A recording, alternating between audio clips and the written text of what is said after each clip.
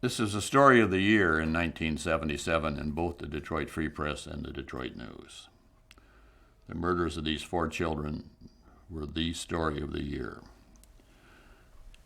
And my friends at Art Staff, who were a client of mine, did a drawing of Tim for me that I've kept in the house ever since. I still thank those gentlemen for helping me, although I haven't heard from any of them for years. And I can remember warning Tim after the Mihalik kidnapping, and the children still remember this. We were at the kitchen table, and I said, Tim, if anybody approaches you and wants you to get into a car, drop everything you have, run as fast as you can, and scream.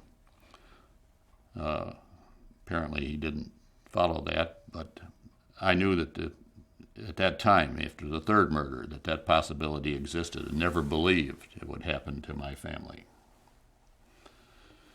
We couldn't have asked for more cooperation from law enforcement at that time. We had 4 kids from 4 different communities. The bodies were found in 4 other communities, and Tim's body was found in Livonia, Michigan, which was in Wayne County. The rest of the activity took place in Oakland County. When I finish this presentation, I'll leave it to your good judgment as to whether that was a very fortuitous result to my family, and I will follow up with things. I also remember when he was missing on March the 21st, the police officers told me that Brooks Patterson, the Oakland County prosecutor at the time, was stopping cars that evening on the major streets because the modus operandi on the previous murders was that these children were held for a period of time, killed, meticulously cleaned, and disposed of. I've talked to Mr. Patterson about that. He knew it was unconstitutional. The cops knew it was unconstitutional. Finding Tim was more important than obeying the Constitution, and God bless them for that. The FBI was involved. They don't seem to want to respond to any of our inquiries and have refused to give us any information, but the name FBI appears regularly during these investigations, and we're going to specify some of that in our later presentations. The Michigan State Police were involved, and a task force was formed to look into these murders, and generally in charge of the state police. The Oakland County Sheriff was involved. Thousands of hours of time were spent looking for Tim when he was missing and for any clues or suspects after that date. That's how much conclusions were reached. Whoever did this was diabolically clever. And we were advised that there were no leads to solve this case.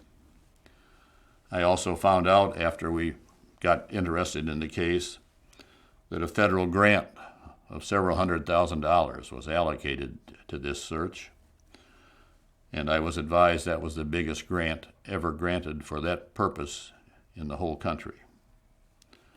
And I can remember even thinking to myself at that time, I'll never pay enough taxes to reimburse the government for the assistance they tried to provide us.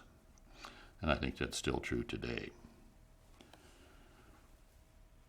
However, as we talked a little earlier, the task force was dissolved in December of 1978, and all of the work done up till that date had resulted in nothing satisfactory to my family.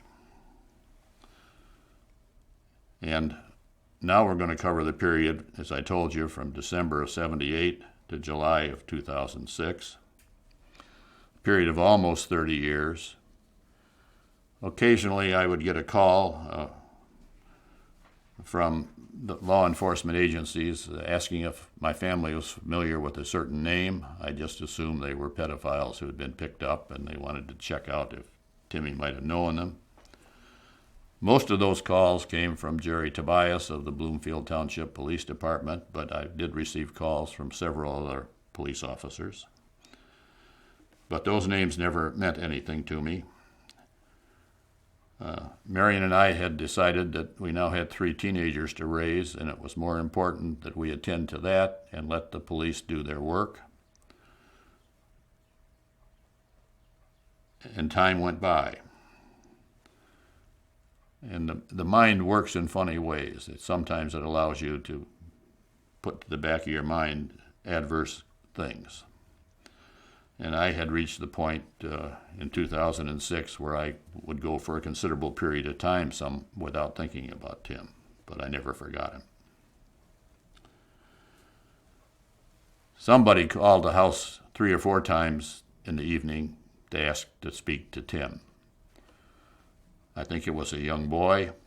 I think it was the same boy, and I curse him to this date for being that obnoxious.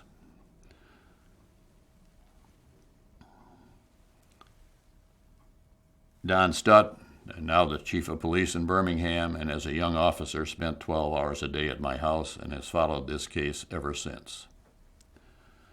Don told me years ago that this case would only be solved by a deathbed confession because there were just no leads that were valid to follow up on.